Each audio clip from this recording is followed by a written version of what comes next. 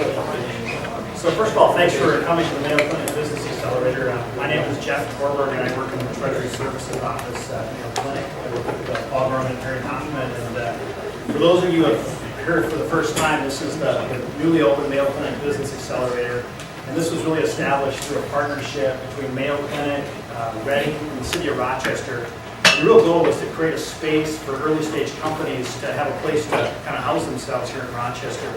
But almost more importantly than that, we'd like to just create a space for entrepreneurs to come together to share ideas and meet with investors like Icon Venture Partners to just kick around ideas and really promote entrepreneurship here in town. So really appreciate your attendance tonight. So tonight we have a great lineup. We have one of our venture partners, Icon Venture Partners.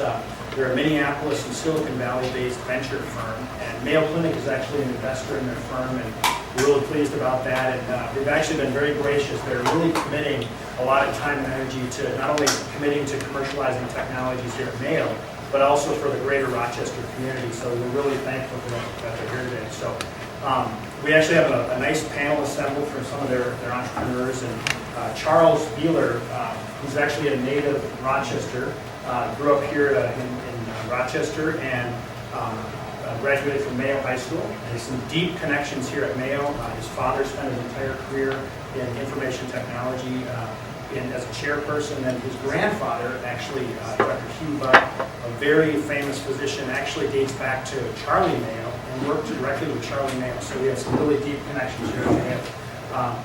So Charles, after completing his MBA at Wharton Business School, he actually has been in the industry for 16 years in venture capital, 10 years at both Piper Jaffray Ventures as well as Eldorado.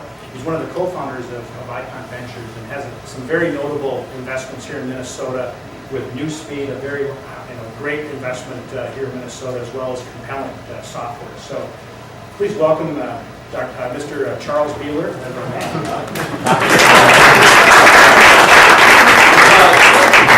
As a kid growing up in Rochester, you're taught that you always just assume they're a doctor and say doctor. So I wasn't nervous about today until I found out my favorite babysitter was going to be here tonight. So Jeannie Joyce in the back. I hadn't expected this, but really appreciate everyone coming, and we're glad to be here, and we're thrilled that you all took the time for something. I think when you look at what's building in Rochester, sort of the ecosystem for startup companies, these are the kinds of events, this is the type of venue that are really critical. I've been in Silicon Valley for about 14 years, and when you look at what goes on there on really a daily basis, it's these kinds of events. It's people getting together, sharing ideas, talking, who may not be starting a company, may never plan to, but are interested and want to learn more about it. So I'm thrilled that you're all here. I think we'll make it a very interesting panel, and I'll give all the credit to the panelists who have to do that. Stop rocking your table in a second. Before we do that, though, and Jeff has graciously introduced me, so I don't need to, but I will spend some time introducing Icon. We're a little bit different than probably most venture capital firms, so I'll spend a few minutes explaining what we do, how we do it, and then we'll jump into the panel. So if I can make this work, which since I am in technology venture, I should be able to. I apologize if most of you can't see us. The slides are relatively de minimis, so mostly what I'm saying will be the important piece. But like I said, we'll talk about later on launching early stage tech companies.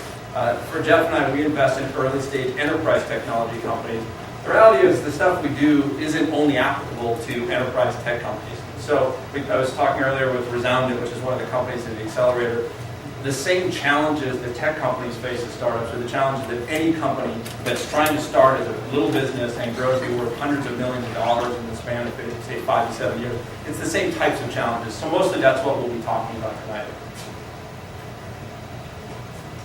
So to introduce Icon, Jeff and I, and Jeff will introduce himself there when the panel comes up. Jeff and I started Icon last year. We were successful and very fortunately successful in raising a $100 million fund to invest in early stage venture capital.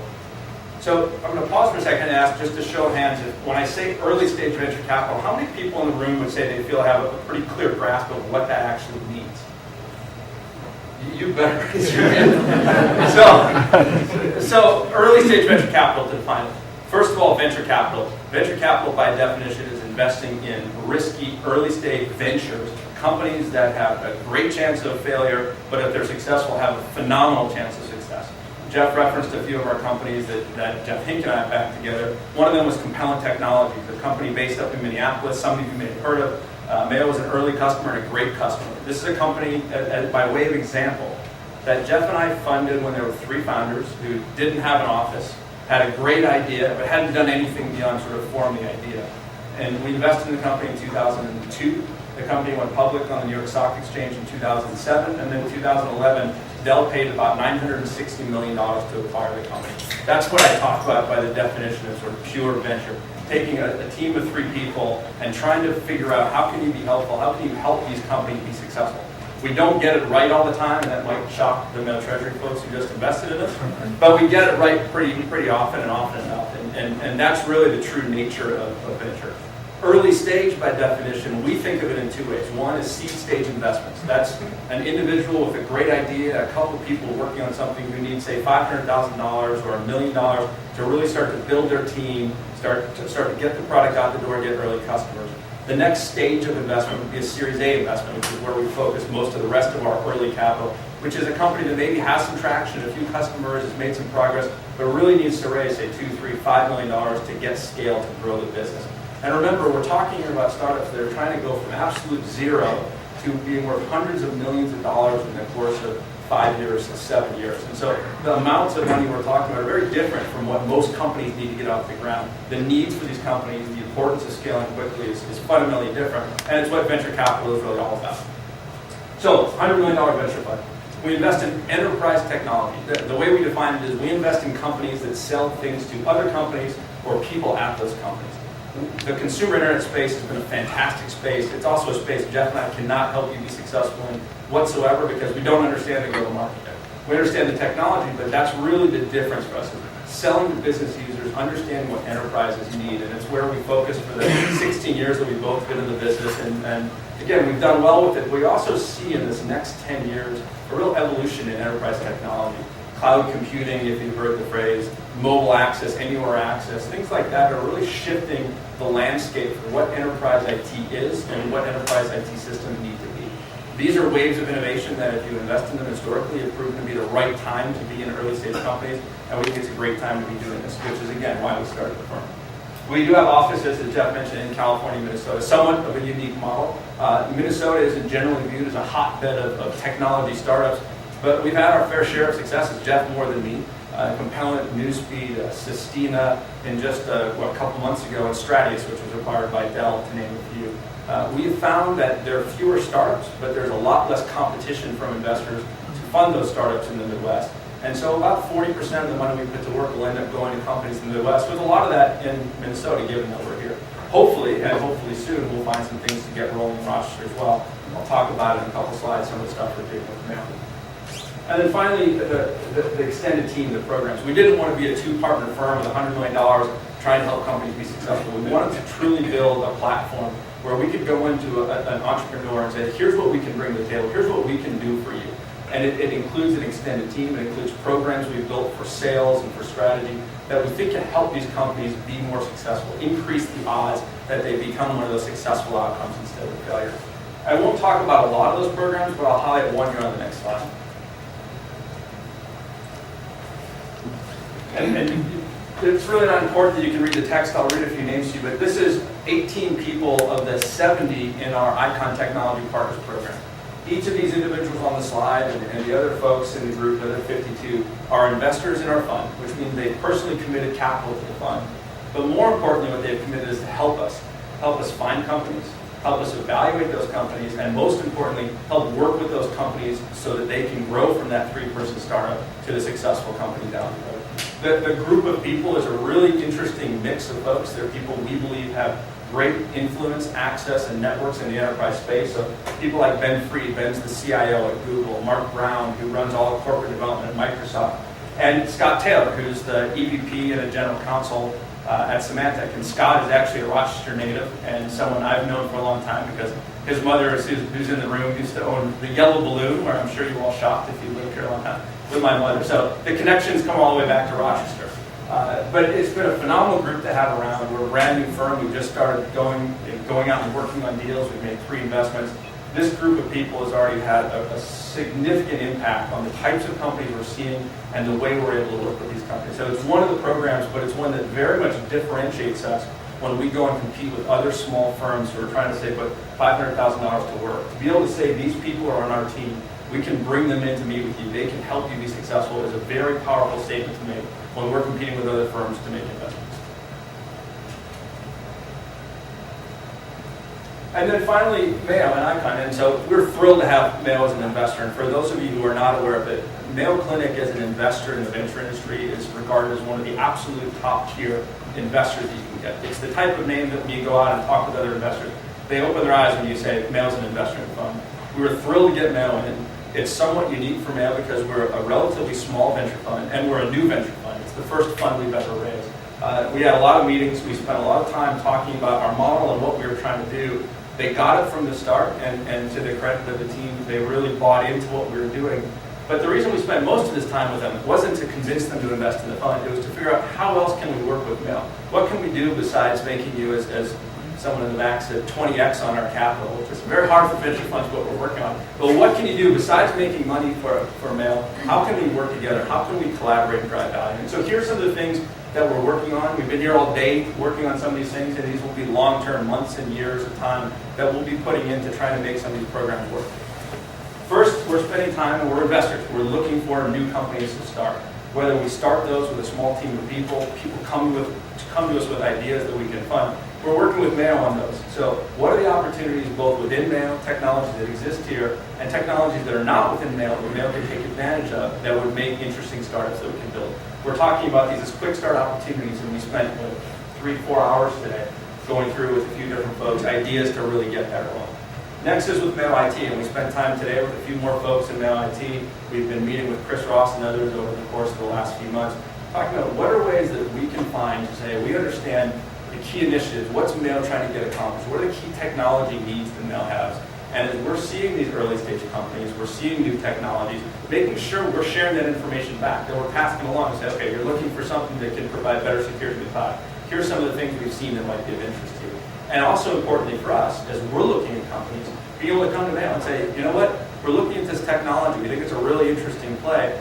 What do you think about it? Is this a fit? Would this be useful? It's very helpful to us as we get going. And ultimately, if there's a match and Mayo likes what they see and we end up funding a company, an opportunity to potentially get Mayo involved very early on.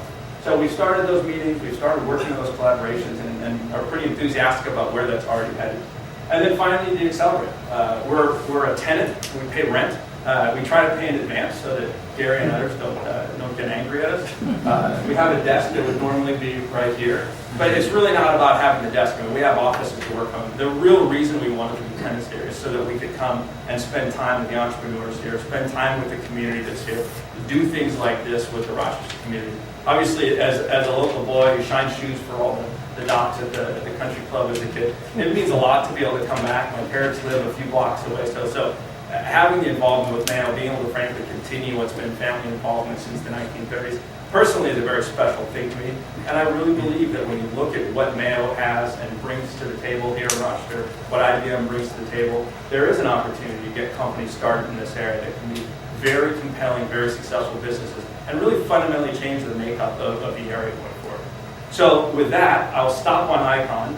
And we'll switch over. We're going to move some chairs around and get going on the panel. So I'll ask you guys to come up. You're the TV mover? Oh, yeah. When you back someone you've known them for a long time, you get to tease them.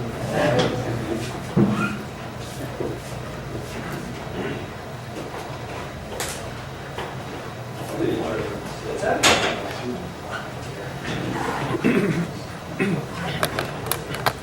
For those of you who have not been in an accelerator space or an incubator space, there's not supposed to be a good flow. The beer's supposed to be in buckets. It's amazingly cold. There's no coffee in the coffee maker. It's exactly what a true accelerator incubator is.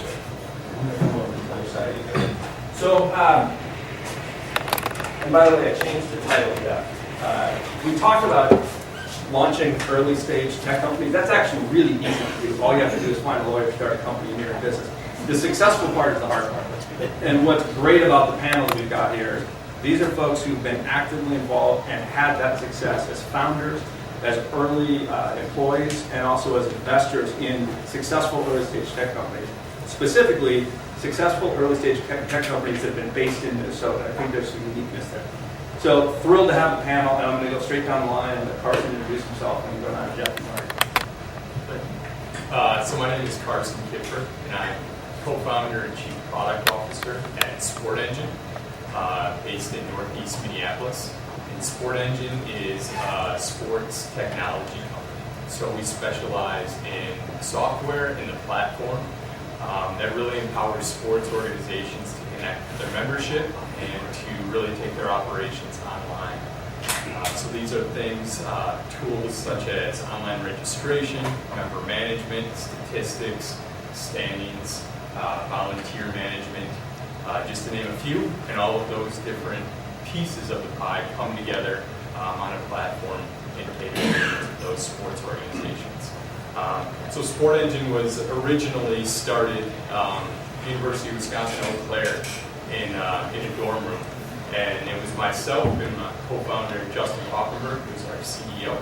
And we both had an entrepreneurial spirit. I came from more of the tech and design side of things, whereas Justin came from business and account management. And we had just a great banter back and forth and really fed off of each other's energy. And so what started out as kind of just a design shop, more or less, doing work for area businesses in the Chippewa Valley. We were both very involved in sports organizations, understood design, understood technology, so it was a very natural progression.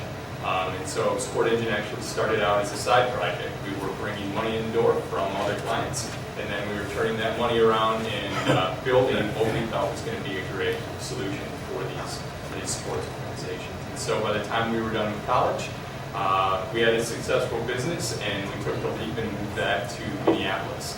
We really got to start in the hockey world, and the Twin Cities area is the epicenter of the hockey world. And so we moved operations over there, and things really snowballed from there. When you take a snapshot of where we're at today, we have 140 full-time employees.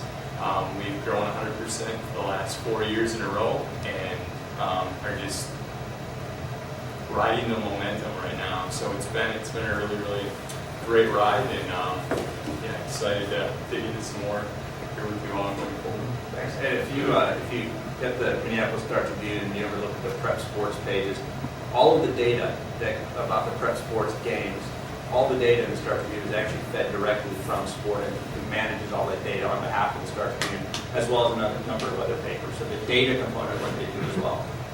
Tomorrow morning when you open the paper, you'll know Sport Engine is powering the page that you're reading. Jeff? I'm the other founder of Icon Ventures with Carlson. I've been a venture capitalist since '97.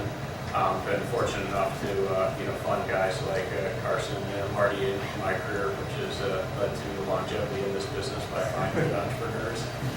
I'll leave it at that for myself. It's deeper enough about that. Yes. I'm Marty Sanders. I most recently was with Dell Computers. They actually acquired us back at the end of 2010, beginning of 2011. Was with Compelling Technologies. I actually joined them in 2002. I was Vice President of Technology and Services. And if I look back in my career, I'm in my 24th year of my career. I've started with a lot of the technology companies up in Minneapolis. Some of you probably know Computer Network Technology, C&T, great mainframe to open systems company. If you look back at that, I started at employee number 85.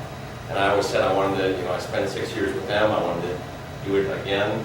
And when the next company came along, it was actually called Xiotech. And one of the founders of C&T had actually brought me into there. And so I joined them at about employee number 40. And I kept on liking that idea of getting, cutting it in half, because the earlier you get, the more impact that you can have in the business. So when the founders of Xiotech had sold off to Seagate, and then they ended up starting Compelling in 2002, one of the first things that they did to me is they asked me to join them right away. And knowing the investors that they had, I was very thrilled and looking forward to doing that. So I was an employee of 115. So I have that entrepreneurial heart. I think it's one of the things that really separates us from, I'm not going to be satisfied working at a Dell where you have 115,000 people. I want to get up there and make sure that I have a bigger impact. So the next phase of this, I'm going to be number one and working with the guys. So He's officially employee number one. yeah, so I am unemployed right now, and if you I can, if you need your car washed or anything like that, I'm in a non-compete for a couple more months with the Dell. So as long as you don't have a computer at your house or anything like that, I think I'm okay. Good, I don't do anything. So I have a few questions, really more than anything to get it started. But when we talked about putting this together, we didn't want it to be the four of us sitting talking to you. I know the answers to the questions because I've known these guys for a long time. Much more interested in having you all have a chance to ask questions that are of interest to you and have the panel answer. So there are a couple themes that I'll cover very quickly with these guys, and then we're going to open it up to questions for most of the rest of the time. Carson, I'll start with you, and thanks for giving a background on starting Sport Engine. But talk about also, you talked about the bootstrap piece for a bit, but you all went much further than most companies before you needed to raise any money. And frankly, you've had to raise a lot less capital than most companies have over the last years. What were really the tricks to doing it? What were the great parts about it? And what were kind of the challenges of making the decision to go that route? Sure, yeah. Well, so for us, there was really no other alternative. I mean, being a couple of college kids, nobody really takes you seriously. So for Justin and I, it was mostly just out of necessity. So you have an idea, and we were fortunate enough at that time in our lives where you really don't have much responsibility or anything else. It's like, well, what do you have to worry about? Maybe your next meal, a little bit of beer money, and that's it. That's really it. So for us, we didn't need a massive salary or anything. It was really the perfect time for us. And at the end of the day, what's the worst that can happen? Nothing. So that really. So we actually provided beer money? That was we were far beyond that. You guys. And so for us, it was doing things where we could get a little bit of money in the door, and then living on an extreme budget. We were fortunate enough that Justin's girlfriend at the time was working for Mel as a sales rep, and so we got a great deal on all of their products. But I mean, that's just what it was for us. It's just getting to the point where the business was actually starting to snowball and getting to the point where all that money was just being reinvested into that idea and allowed us to grow. It forced us to grow a little bit slower, which may have been a good thing, because during that initial year especially, while we were rolling different iterations out the door, we were learning so much along the way. And so not having that capital right out of the gate forced us to really be thoughtful about the changes that we were making in the platform and the way that we were introducing those iterations to the public. So in hindsight, I would say that it was a very good thing. Quick question. So how many engineers are in the room? So how often do you turn the bug? How often do you do new releases? So back then, we were doing something every couple of weeks, but today we actually have a continuous deployment schedule. So as code is checked in, we're running deployments out the door twice a day. So we have an extensive test suite, and lots of functionality is rolled out the door and goes live before our users even realize it. It's just behind settings that hides that, and we can make sure that we're rock solid before that's flipped live for people. It also allows us to do quite a bit of A/B testing, certain functionality. We really want to understand A/B testing. So coding. A/B testing. So you have an interface, and there's a couple different ways that you can design it. And so, example A looks and works like this. Example B works and looks like this. And between those two, we can see exactly what our users are doing and how they're utilizing that, and then we can make the best decision on what piece of that functionality lives on, becomes a permanent piece of that software. And I asked him to bring this up because really when you look at the trend towards capital efficiency for tech companies, it's that constant iteration. It's the ability to get product out the door on an ongoing basis to continue to improve the product. We're no longer in that era. Once every 12 months we have a new version of Windows coming out. It is literally every day something is new and better about the product, whether you see it as a user or not. And I think it's a very important thing for the companies that we really kind of look at and try to find. So I'm going to go to Jeff and sort of continue on the theme. I talked a bit about capital efficiency, but maybe outline from your perspective as an investor, when you're looking at a company, trying to understand, do they understand this kind of capital efficiency? What's that mean to you at an early stage? What are you really looking for? What are some of the key markers that you want to see? Candidly, the main thing for us is trying to get to, because really we're in the business of reducing risk rather than, taking it. So we're trying as soon as possible to, really validate, the customer demand for the product, the pricing model, business model behind it, et cetera. So, what we're looking to do is how can we, with the least capital possible, really get to a point where we've, proven things out. Because at the end of the day, with early stage, ventures, they are fairly, risky. And so if you, are losing a few $100,000, it doesn't hurt you too much. If it takes $15 million to figure out whether or not, things work and they don't, you've got a big hole in your portfolio. So, really we're looking for, entrepreneurs who get that, right, who are going to iterate releases quickly, who are going to get to the customers, and ideally, really have talked to the customers extensively, before they even start the product, which, I'll let, Marty touch more on that. Yeah, in fact, I'll go right to that. So, Compelling, of all the companies, I think, that I backed, and I definitely share this view, I think did a better job of engaging customers early and understanding what customers really needed before they had a product. And I think it made a huge difference through the company. So, do you mind talking a bit more about what that was, how that worked? And then, if you don't mind, sharing a bit about what you're doing now, not necessarily the technology, but sort of the same kind of process. Charles, for those of us who don't know much, what does Compellant do? So they manufactured a computer storage system. So you can imagine any server that's going to use storage space out there. I mean, one of the things you've heard terms as storage area network, network attached storage, or direct attached storage. What we did is we created this, basically a storage area network. And it was just, when you look at it, one of the things that we wanted to do is, we knew back in, we just got done with 2001. I mean, you had this catastrophe that happened. And what was the biggest thing on everyone's mind was disaster recovery. So what we wanted to do is, I sat down with Phil Soren, our CEO, and I said, okay, here's what we need to do. Before we start really building anything, and I know these guys, they wanted to see the product first. But who has gone out and bought something? I remember I bought a 1999 Suburban. And I came in and I drove this for about 6 months, and I looked at it and I said, why is that button over here? It should be over here. It just doesn't make sense over here. And how many of these things that you go through? And the next thing I know, I go and look at the 2000 and they fixed every one of those things. Because everybody complained about the same exact thing. And so what do? You go and buy the 2000. Oh, it's going to cost you $20,000, $30,000. Wait, I just had this one. But it's the newest, latest, greatest. So I want to take that same philosophy and start in the company. Rather than building something and then saying, okay, here it is, what do you think of it? And everyone goes, well, if you can change this, I'll buy it, if you can do this. So what I did is I went out and interviewed a wide variety of people. And I didn't want to go to just all the enterprise customers. I went and sat down with the IT director of Lakeville Motor Express. Small little trucking company up in Lakeville, 7 servers. I sat down with Mayo in the research department. I sat down with Wells Fargo Bank.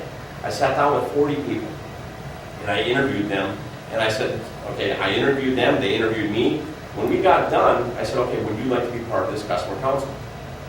And these guys, they had no idea what they were walking into. So the very first meeting, they came in, they didn't know what they were going to get themselves into. I was going to buy beer and some things to enjoy the evening. But I walked into the room, and I had a computer rack in the corner. And I said, okay, are you guys ready to see what we're going to have? And I opened up the door and they all started laughing. They said, there's nothing in there. I said, that's what I want. Help me build what you need in your IT environments. And we sat down and just started gathering information. And I brought this team in, and all of a sudden you see the intrigue in their eyes going, they're serious. They're going to help us build something to solve issues. I sat down with them. I went through and said, what are the biggest things that you're running into? Who likes to work nights and weekends anymore? Nobody. Who likes to test their DR on, Thanksgiving or Christmas or whatever it's going to be? Nobody. So we wanted to build a product that took care of all of those things. So every 6 weeks we'd get back together and, you bring all these people back in and, just like this event, You worried about who's going to show up, who's going to add the most value, who's going to do this. But everyone added their own uniqueness. I mean, when you sit down with even the GUI, what I would do is I would have the engineers, when we were ready, what's that? Fine GUI. Oh, sorry, graphical user interface. When you start to think about someone going to utilize a system, you know, you go up to a TV, what's the first thing that you do? You're looking for the remote control. What we wanted to do is do the same thing. See where everybody looked on the screen to go do this. We gave them a task list and said, okay, here are these 20 things that you need to do. And the engineers would sit behind them and watch. Oh, they went up to that corner, or they went here. And what we did is built it to customize for each customer. There's a lot of flexibility, a lot of different capabilities within the system, but all of a sudden we're progressing through, and all of a sudden we're getting closer to launching this product. Well, what did we notice? We all of a sudden had 40 immediate customers. Every one of these people felt like they built that system. When you sit and talk to any one of those people in this process, they felt, I built this. I had input. I had, you know, and I know Charles wanted to talk about patents and all these things. Everyone, you have to be careful. You can't tell them that they actually helped create these things. But, I mean, these are things that you look at, and everyone had that passion. In fact, when we launched the product in 2004, we went up to the Historic Society in St. Paul, and we had every one of these people come up on stage with us. We gave them a plaque for helping us get through this. One of the guys from High Jump Software comes up on stage, and as he's going through and thanking everyone, he just wanted to come up and he started you saw the passion. He started to cry. He said, I've never been involved in a process like this. I've never been involved with people like this. They actually listened to my, you know, what I wanted to do and what my problems were, and they solved my problems. They gave me my life back. So, I mean, it was just unique, and you saw that passion coming across, and it just said that we did the right thing. I don't think I'll ever sit in an audience again in my life and see a customer on stage actually crying because they're so happy they got to be part of the process. It was truly an amazing thing to see, the engagement and involvement that these folks have. And it was I mean, still, the biggest challenge that we had is every one of them after that, they wanted to come to work for us.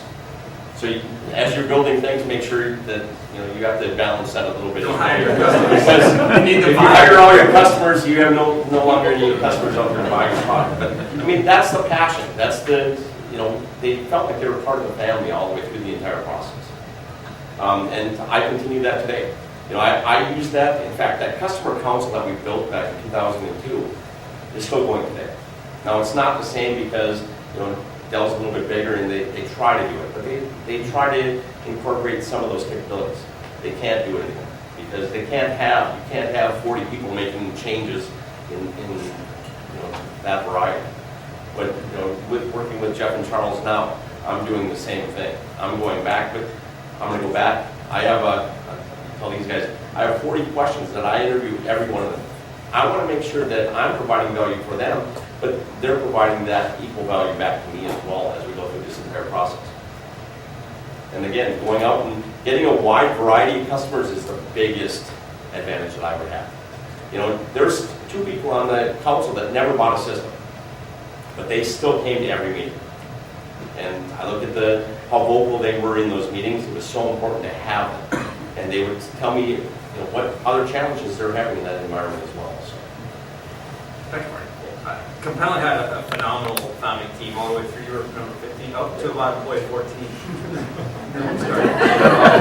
No, but Compelling actually had a phenomenal founding team. They worked together. They had great success. But that can be a real challenge. And I told Carson earlier, I wanted to ask him sort of on a scale of 1 to 10, where do you rank the importance of picking the right co-founder, and why do you think it ranks where? Sure, yeah. I mean, I put it up there at 10 for sure. I mean, in our experience, the reason that we were successful, especially with the early team, and you know, when you look at even 1 and 2, Justin and myself, it was because we had respect and trust for each other. I knew that he was the best person for the job and the things that he was responsible for, and he had complete trust in me. And so it wasn't where we were going out and looking for an individual who has the same experiences and the same skill set, but it was really trying to find complementary people that could had just tremendous value there. And we kept that going. We obviously still try to keep that going, but the core group of people was extremely, extremely diverse in their experiences, and that was, one of the major reasons for our early success. I think from an investor perspective and for people who are starting or thinking about starting a company, it is a critical decision, and it's sometimes very easy to say, oh, I know this person, we always talk about doing things, we're going to go start a company together, without stepping back and realizing that you are entering into a very long-term commitment, a long-term relationship, and it might not make sense that you started with that person. And those are the conversations that if you can't have them when you're founding the company, the odds of you being successful long-term aren't that high. If you can have those hard conversations at the outset, if you can talk about why maybe your equity shouldn't be equal and things like that, you're really setting yourself up for good success long-term. Because there will be tough conversations you have to have, and you have to have the relationship that enables you to bring those up, address them, and continue to come forward. To add to that too, you got to make sure that the other individual or individuals are all in, because there's going to be times when you're going to question it, and unless you're both fully committed to that, it's just not going to work. So that would be one thing I would say as well. So I've got plenty more questions to go through, but I'm actually going to stop and see if there are questions from the audience, people that have things they'd like us to talk about. Well, you guys are all experienced in software, it sounds like, and it looks like this is a more healthcare, medical-oriented team. So most people here will have physical products to work with. And when you do that, the iterations become a lot more complicated. So let's start a discussion on how that can be coordinated. Another thing I've seen here, I've mostly worked on physical widgets. I've been in Minneapolis about 13 years now. Worked with a few startups, started a few. And the problem happens to be that you get siloed in your own tiny niche. People don't talk too much here. So as opposed to in Silicon Valley where it's all a big soup, like there's a lot of cross-pollination. That has been the biggest challenge for me working here, to the extent that I'm now moving to Silicon Valley because it is not working for me. So how can we change that environment here to get people to talk more? Being Midwestern actually is a detriment to that because people don't like talking very much. So maybe, Jeff has funded a number of companies that had product and sold product. Compellant sold an entire system which included hardware. Maybe if you guys want to sort of answer the first one, and I'm happy to address the second because I think it's one of the things that I commonly think about a lot, and I actually can talk about what I see here in Rochester as a native. So the first question is how to iterate a product company more with a physical product? So when you are at a seed stage with a physical product, you need to raise a certain amount of money to get it to a real product. You can show tiny prototypes, but they don't really capture people's imaginations. So where do people end up getting that money from in general? How does that play with venture capital, angel funds, and so on and so forth? Yeah, so I think, and obviously it depends where on the spectrum you are for that. Certainly in our world, even where we're seeing systems increasingly, the intelligence for it is residing in software for our world. So it is a little bit different than something that's a pure, hardware play. But, I think I'd go back to it a little bit, and part of the reason, we had, Carson and Marty here is the customer perspective is often the things that I think startup companies lack. It seems unusual what they usually do. They come, a technologist has a great idea, hey, here's going to be my product, and the extent of their conversations is they can point to a couple references where they had a conversation for a half hour, right? They really didn't spend, the amount of time, going into the customer. So I think, we can tell because we're going to dig into due diligence and, obviously the more you talk to, the more people you can introduce to us, et cetera.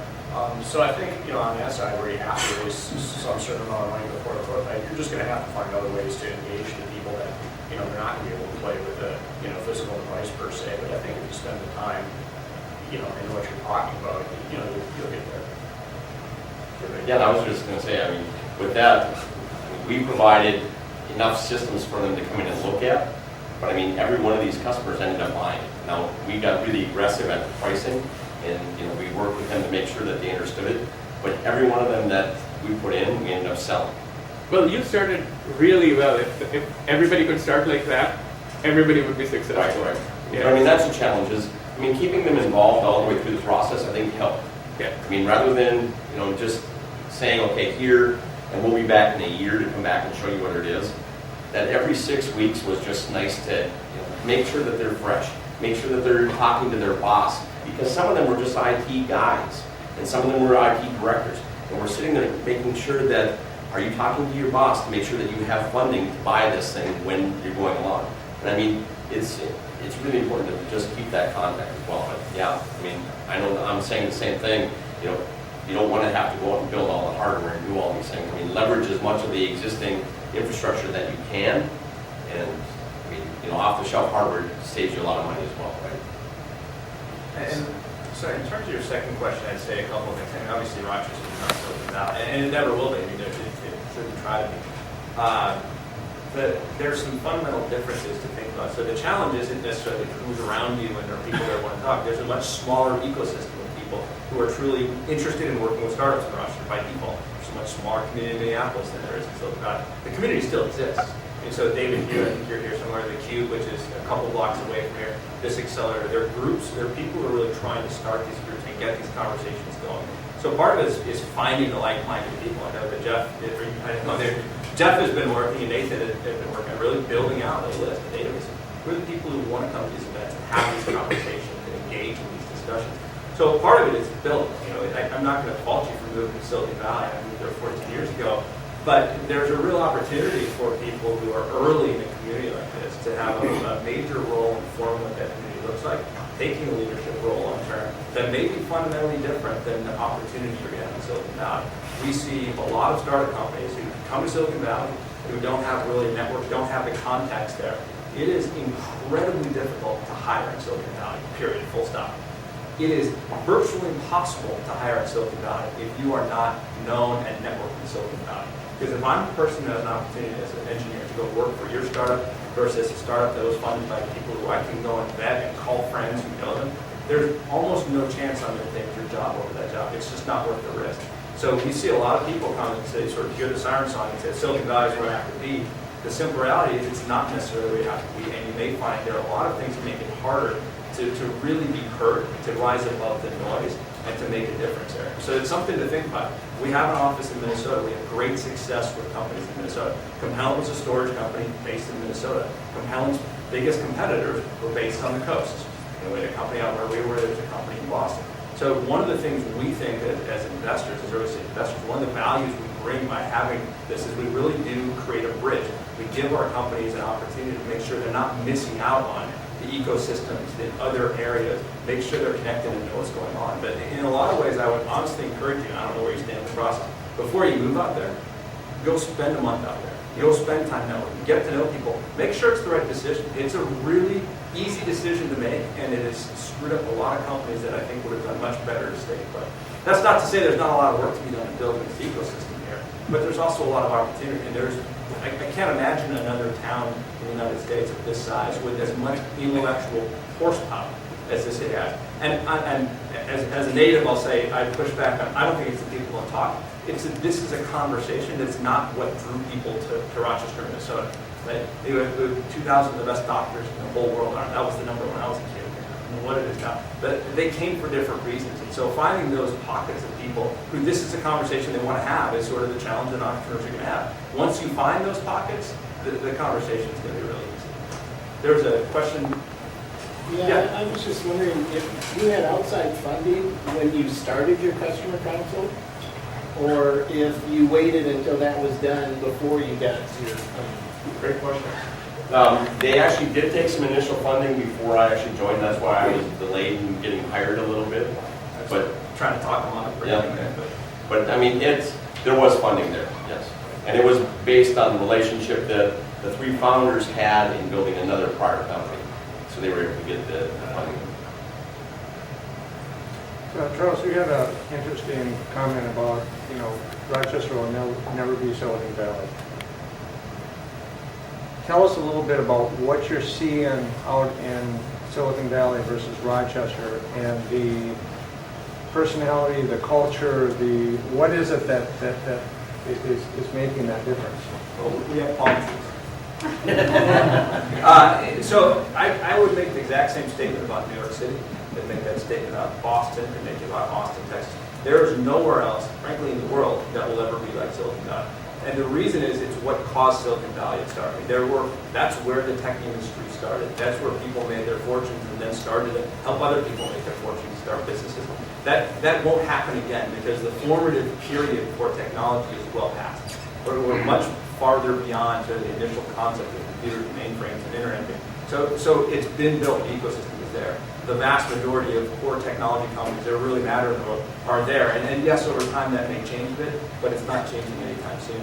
So that's part of it. But because of that, there's a culture around startups. There's a culture around building companies, taking risks. There are a lot more people there who are willing to leave a perfectly good job that they enjoy, that pays well and feeds a family, and go to a startup that's got 12 months of funding, realizing if it doesn't work out, sort of Carson's point, I'm going to have to go find another job. But it's easier there because if they're good at what they do, there are plenty of other places to go and try and fail again if they have to. So it's just fundamentally different. The culture was built differently. But the final piece too is there's so much capital available. I mean, venture capitalists don't like to get on planes. Venture capitalists, aside from the jokes, are very, very lazy. But the reality is, why would you go to Minnesota to find Marty when there's 20 people who could be like Marty in a 5-mile radius of where you are? From our perspective, there's some really good reasons to do that. One, no one else is trying to do it, so getting on a plane and trying to do it, or easier having Jeff sit down with him makes it possible to do. But two, a lot of the challenges, and I came back, this is the recruiting and the hiring, we didn't have these challenges in companies like Economic. I got a call from the CEO of a company called David Payne, very successful exit, like $2 billion exit. And he called me, they were a public company, I was running the comp committee at Compound, they were public.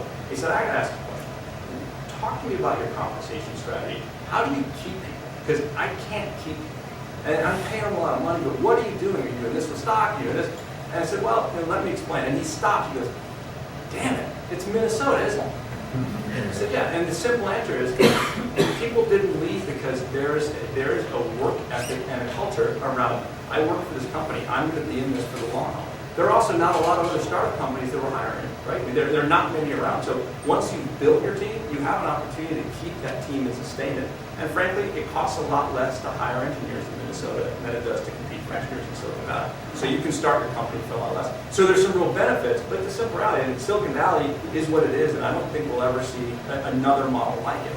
Silicon Valley and Stanford and Palo Alto Medical Center, all the people, will never be the Meltdown. But it's safe. Charles, I noticed Icon is setting an office here in the Accelerator Center, and I presume they're doing business plans and being on boards, encouraging local companies to start up here. Is that right? Absolutely. So that would avoid having to get on planes. Well, I mean, I'm still going to live in San Francisco, or Bay Area, and my parents are a few blocks away, so I'll visit them frequently. A lot more than I used to, frankly. We will. We met with 2 companies today. We started doing accelerator office hours. Jeff pointed out, and you mentioned, a lot of the companies that are starting here are not enterprise tech companies. They won't be a fit for us as investors. But, I mean, tell me if I'm wrong, not a fit, but a lot of the models, a lot of the challenges, trying to spend time together are exactly the same challenges that you face. And so being able to help entrepreneurs understand, at least from our perspective, what are things to think about? What are some easy pitfalls that you can avoid and save yourself a lot of pain by doing so, simply based on the fact that we happen to see that happen before. Will there be an emphasis on a company type, such as medical companies, or anything across the board like IT? Yeah, for us it'll be always enterprise IT. So enterprise technology companies, absolutely. So healthcare IT as well, but healthcare, medical device, not an area, similar to consumer internet. We don't know it. We can't add any value to it. You don't want us to invest in it if you're one of the rest, because it's not what we do. Any other? So I'm particularly intrigued by the software side of this. One of the challenges in academics that we often hear is, well, if you can't get a patent around it, it's not worth long enough. Candidly, Mayo struggles with this. Parts of Mayo struggle with this.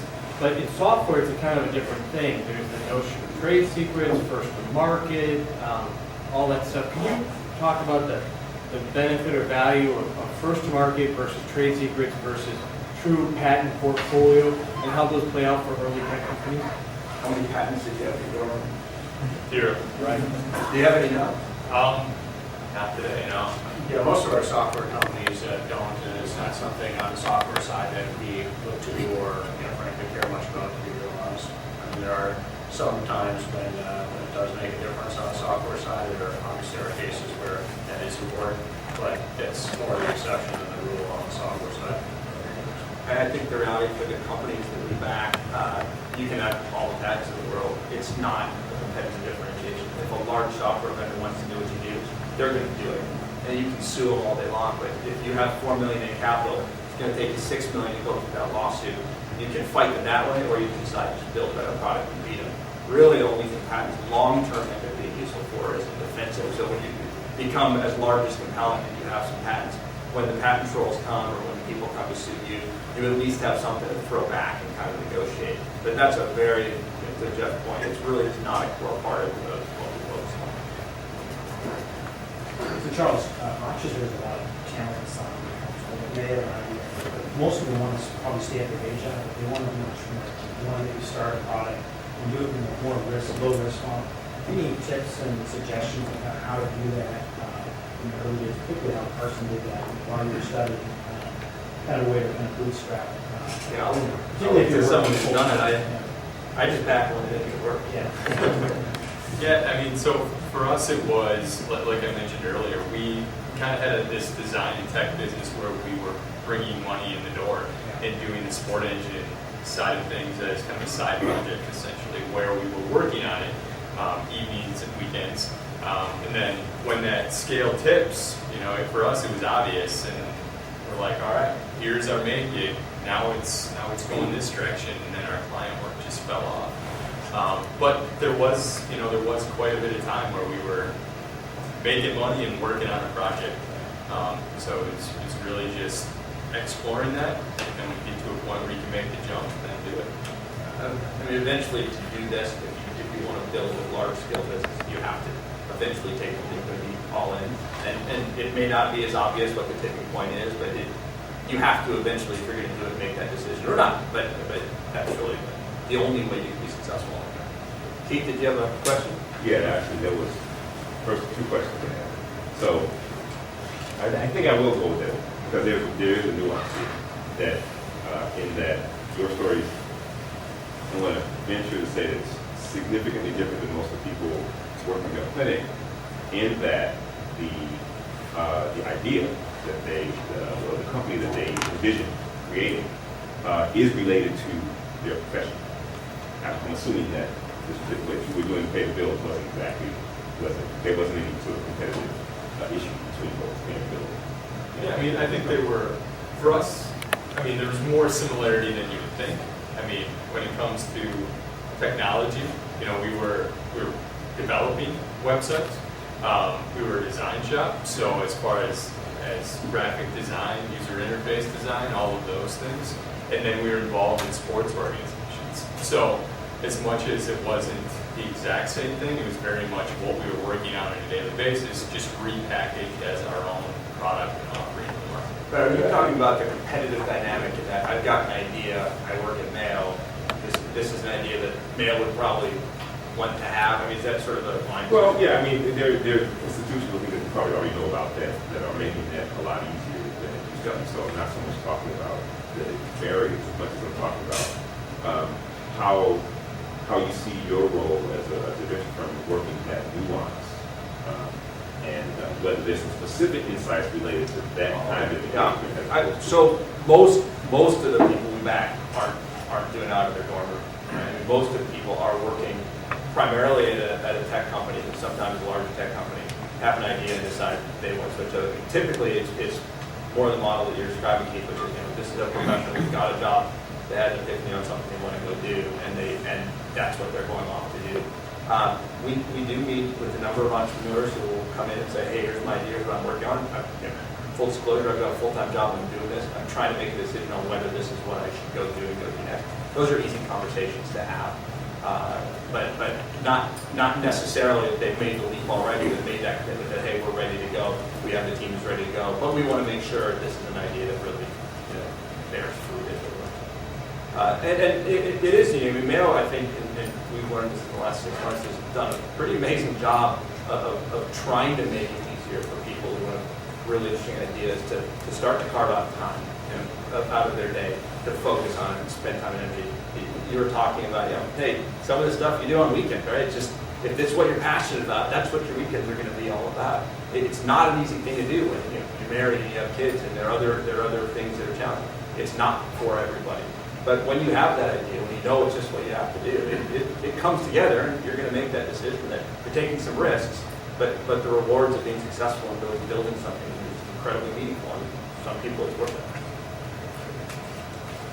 In terms of percentage of investments, by the way, I'm Dan from IBM, but I'm just curious in terms of the seed funds and B funds, what's the percentage of allocation, and what is the probability of someone who has a seed idea that you would be investing in that in terms of value? And what do you think, second question, so what do you think about the percentage in terms of the seed trends? I think the hybrid trends in 08, that's kind of going down. What are your takes off that?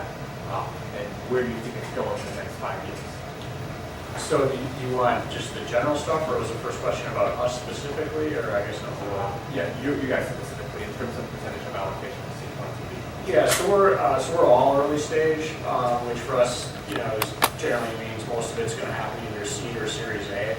We don't have a set percentage in mind, but at a high level, I guess I'd say maybe a third of them start seed, almost 2/3 A, and we have a couple occasional ones that are later, so it's not 100% seed or Series A, but most of it is.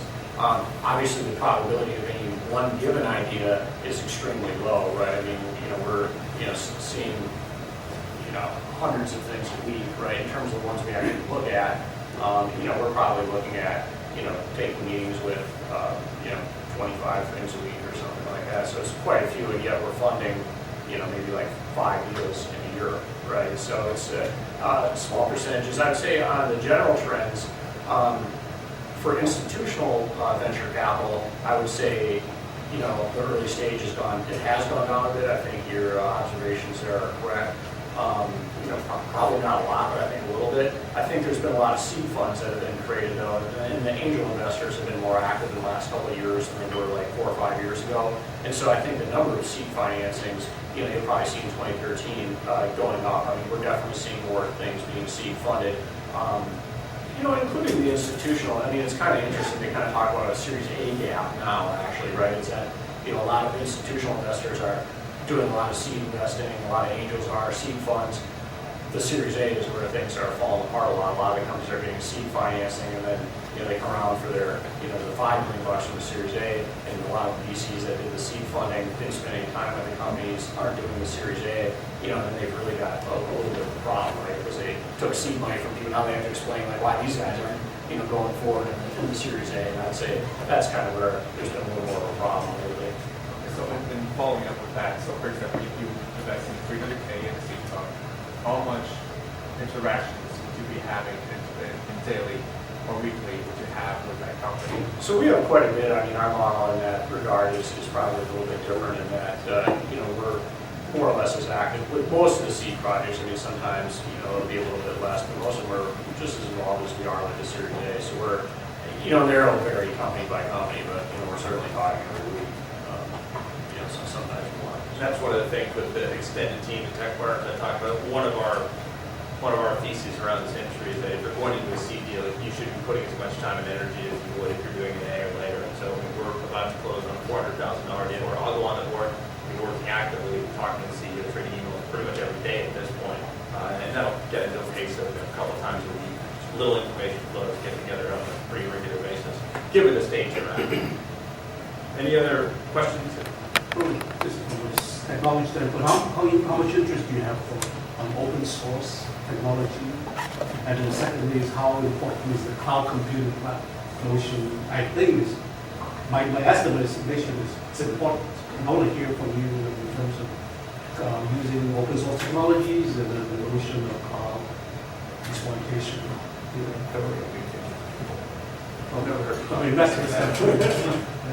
Yeah, I mean, so we certainly look at, so cloud is a huge theme right now, right on the enterprise side. It's probably the biggest. Now it has a lot of, there's a lot of pieces underneath that, right? But with without a doubt, that's something that we're looking at intently.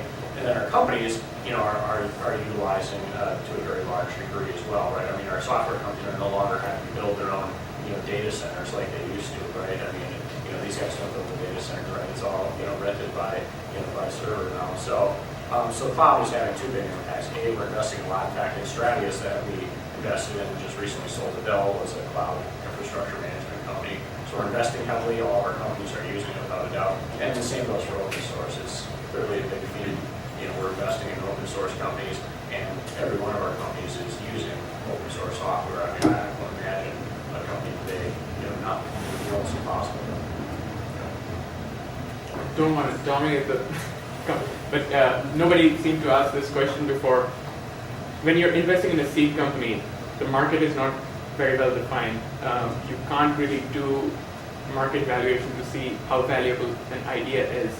So can you talk in general about what kind of parameters are you looking for to vet which projects will you take on, which companies will you take on when you're going through 100 a week? Yeah, so again, it kind of comes back to some of both, potential customer interaction. They've had people in our tech partner network that we talked a little bit about at the beginning, right? So we're trying to vet that, is this a market or is this a technology addressing a real pain point? Do we think this is going to be we're going to be able to build a significant business off of this? And then, a lot goes back to the, founding team too, right? I mean, how's our chemistry? Do we believe in these people to get it done, right? And to be real honest, a lot of times it's, where our interest areas lie, right? I mean, it's, if it's an area that just doesn't get us that excited, it's never going to happen. It could be a great idea, but there's only so many things. How much time are you spending interacting with these people on average? It depends. I mean, the ones that we end up investing in quite a bit before we get there, right? Other ones, some of them none at all, right? I mean, we see the things that not something we're interested in, right? So really it goes from 0 to, $100, right? So it's a good question. Yeah, I wanted to get a little bit more insight into the customer feedback process. Especially when it comes to your clients being other companies, and there's different iterations of the product you're releasing. What's a representative number? How many people do you present to before doing an iteration? Are you pitching a product or an idea? And when it comes to actually talking to the VCs, how many customers would they have had to interact with before you're saying that's a pain point for a customer? So I'll answer the first thing. I mean, when we would go through it, there were certain things that I knew that were going to affect certain people differently, so I would actually break them up into smaller groups. I knew I had we went from 40 to over a couple hundred, and I had to break them back into smaller groups because I would know the customers. I mean, I would communicate on a regular basis with them to understand exactly how they're using it, what kind of challenges. They would come back to me and say, I need this enhancement, or I'm really interested in this next feature. So I would break it down and go back to that smaller group. And at a certain point, I mean, we started off in Minneapolis. We started off with just our customer council there, and then we started expanding it out. One of the other things that was very important to us during this whole process, we didn't hire a direct sales team to sell our product. We actually used business partners. And we established relationships with business partners first, and then their customers.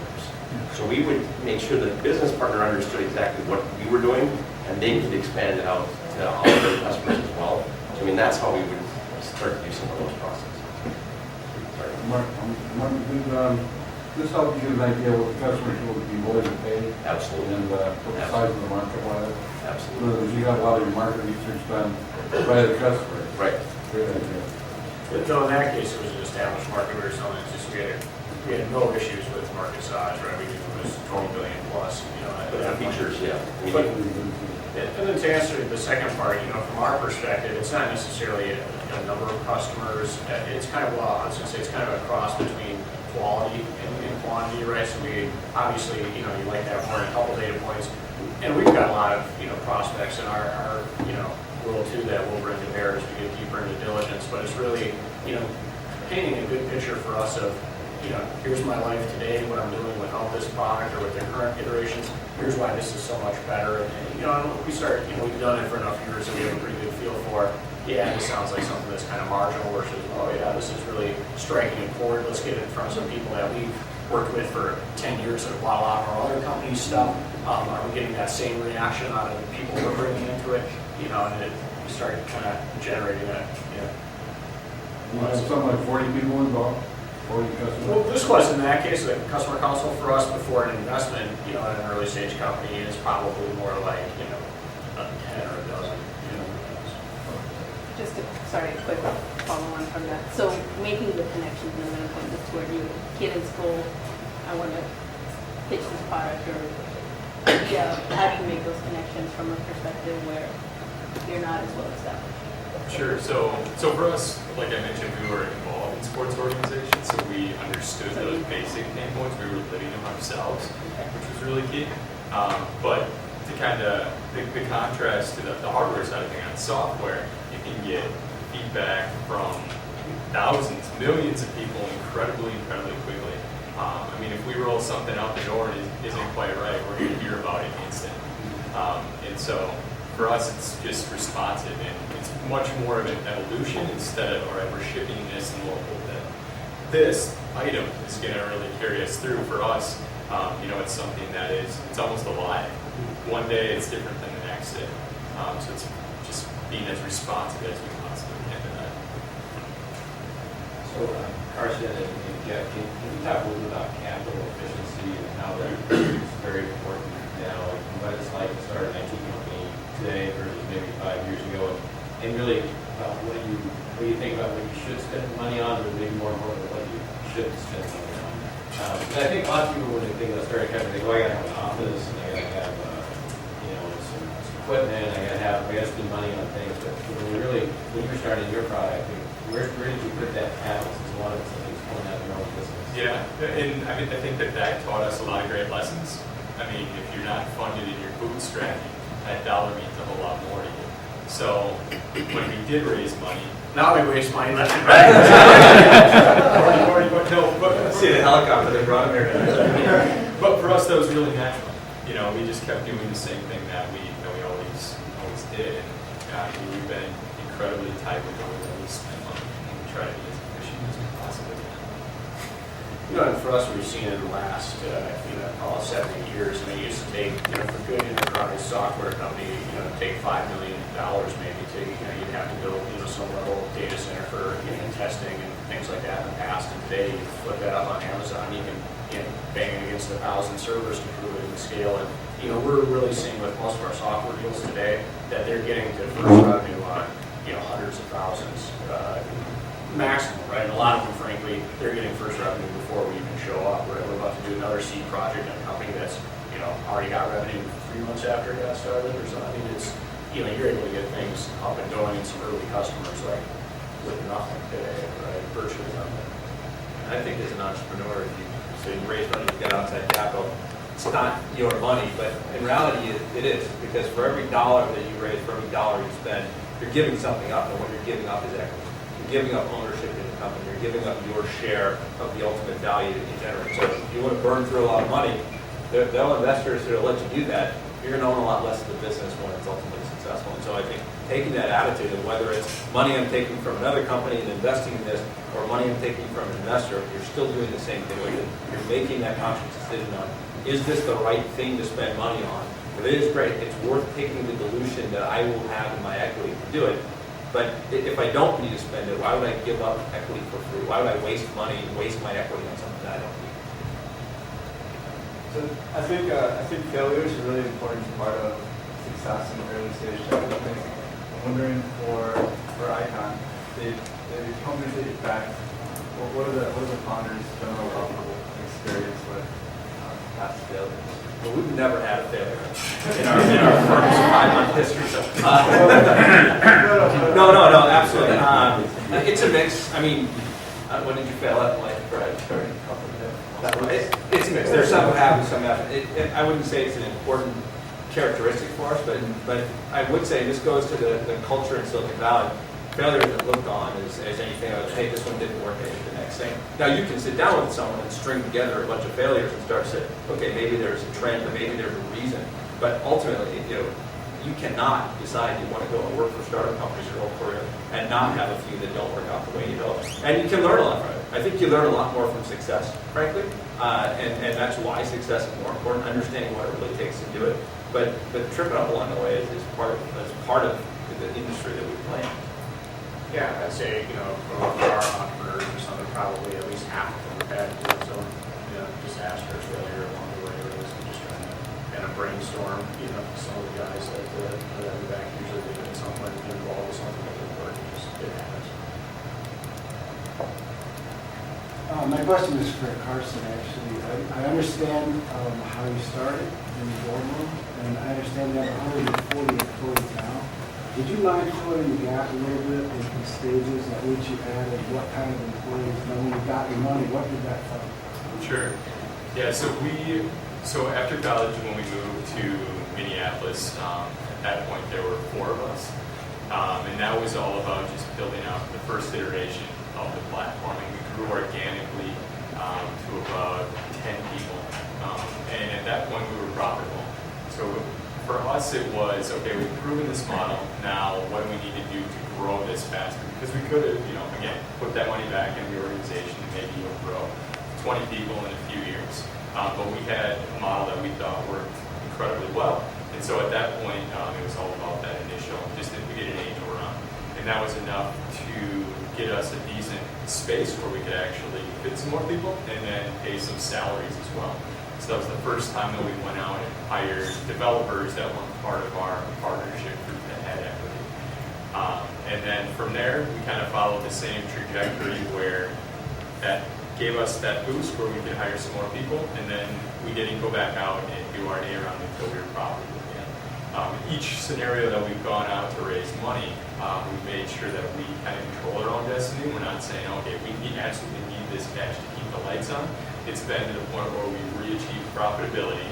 We've proven what we said we were going to prove, and that's the story that we can bring to the VC world. And in that scenario, that's definitely where you want to be, because you need to pick a group of people that you want to work with, that align with things that you're doing as an organization, that give you the best valuation that you can possibly get. Was there more than one VC you're working with? No. Okay, so this is a question for, in terms of the perspective of a VC. I know there's a lot of ideas out there, West Coast, East Coast, Minneapolis, Minnesota, Rochester, Omaha. There's a lot of people with bright ideas. There's a lot of channels of communication that VCs go out and talk to those ideas. Is there a proactive approach that you guys go in terms of the company that you fund? How did you interact with them? What was the channel? What was the channel that you went through to actually find those people? Because I know there are many ways in which you kind of recruit or looking for ideas where people line up and say, oh, we have an idea here, we have an idea here. But a lot of times, it's interesting to have a very specific approach where you go and look for the ideas and fund those. I mean, do you guys have strategies in terms of looking for the next idea, or do you wait for some sort of streamlined process for the people to pitch in? How do you set up those meetings every five a week? Yeah, I mean, it varies, quite a bit. I'd say, a large percentage of our deal flow comes from guys that are in our tech partner network. At least, I guess I'd say the deal flow of the deals we end up doing. A lot of them come from our network, which is pretty extensive. And, our companies, that we're currently involved with, I mean, I see stuff out of, Carson's, company all the time. They're showing us, things that, hey, we can cross this and whatnot. So, current companies, former entrepreneurs, people in our network, are bringing us stuff more often than anything else. In terms of proactively searching entrepreneurs out at really early stage, it's hard, right? I can't just intuit who's sitting in Omaha with an idea. Right? So they probably have to find some way to meet a lot of the times. But, there certainly are occasions where, the companies, been up and going for a little bit and say, oh, this is, pretty interesting, and, we'll, call in for ourselves to, go for it. Like there's a hand up here. Yeah, I wanted to get back to you. When you said you moved to Minneapolis, there was 4 of you, and you didn't go out for money until you were profitable. Did that include salaries for the 4 of you, or was that just covering the expenses? That no, it included a very meager salary at that point, for sure. Still eating Hormel. A little less Hormel, but still eating Hormel, yes. It's a good company, by the way. It is. Earlier on, you talked about risk and reducing risk. In medical technology, we have risks like the science does it actually work, adoption risk, regulatory risk. Can you talk a little bit about the risks in the enterprise software world that you guys focus most on reducing? Yeah, so we kind of look at things, it's the same way we evaluate the deals for the positives are therefore also eliminating the negatives, and it's kind of, 4 quadrants is usually how I kind of look at it. We look at, what's the, product, what's the market, what's the team, and what's kind of the financial, picture, right? So we're trying to, how do we reduce risk on, how much money this takes, right? Which a lot of it comes from, customer adoption, right? How do we get the sales model right? How do we get customer adoption right? How do we make sure, we're getting it, again, back to the early iteration of the products. We're not having to spend a ton of money to get the first iteration of the product out to make sure we're getting the customer adoption, which drives how much, financial risk there is. And then all along the way, we're looking at the team risk, right? How do we bring in, other people? Because usually we're starting with a couple founders, right? So now we've got to build a real team. How do we bring in the best people possible, for this opportunity? So it's, a rough look, that's kind of those 4 areas.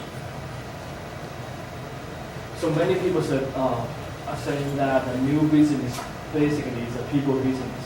I just wonder, when you evaluate a new company, how much emphasis you put on the team? What type of person are you looking for?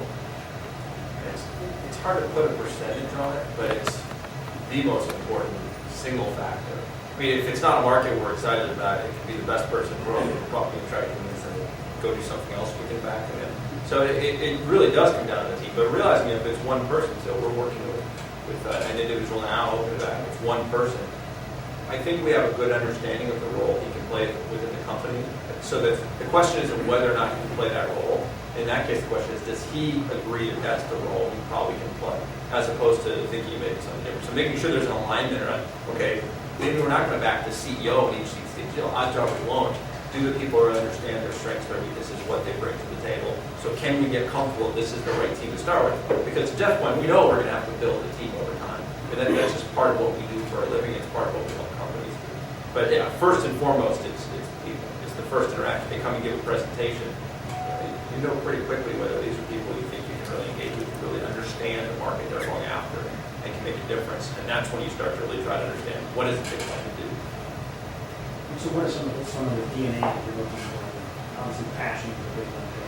College kids. I'm just curious, like, kind of framework for typical. I don't know that there's a typical entrepreneur, to be honest. I mean, I look across our founders, it's a really wide array of people and backgrounds and stuff, right? So it's kind of the whole package. And again, it comes to, some person may seem more passionate than the other, but I mean, that's kind of hard in an early meeting. And again, it kind of comes down to, are they really knowledgeable of what they're talking about? How do they reference, right? How does it look like they'll work with other people? And, just to continue, it takes a fairly long time to finally make an investment. So you're having a lot of interactions ourselves. They're having interactions with other people from our network.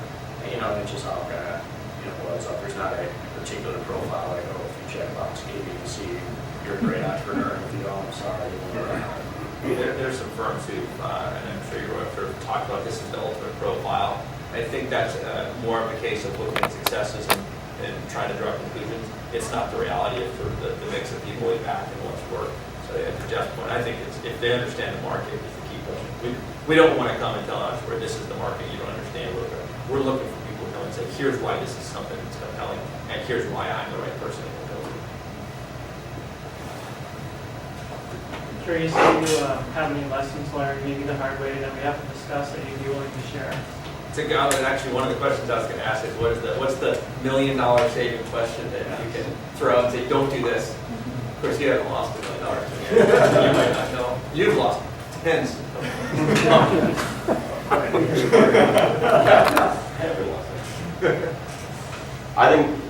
Let me just, if I can start, it's all about the team. Hiring the right people at the right time. One of the things that we made some early mistakes at thinking that bringing in someone from a big company was going to come in and help us. And you go back to that risk, the risk it ended up a lot worse than what it was. I mean, that mentality, rather than using this, the ramen noodles for dinner, they're out having steaks. I'm sitting here just going, and those are the things that I just watched very early on. And everyone that I would sit down. I mean, the other thing that I look at is, I was never afraid to dig down in and make sure that my entire team was always, seeing me. That's one of the things that make sure that you're involved. And I think that's one of the biggest things. You gain that respect, keep that respect throughout the entire process. Yeah, I mean, I'd say that make sure you find people that align with your core values, things that you feel are really important both in life and in business.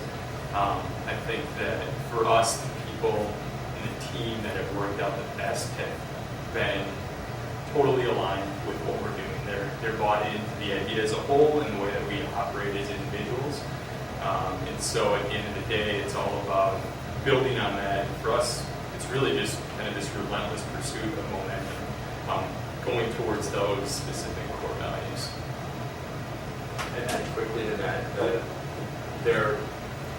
get an attorney who understands not just how to work with companies to start, but how to actually work with startups that are trying to scale rapidly. It's actually a very different set of things you need to be thinking about as you're starting these companies.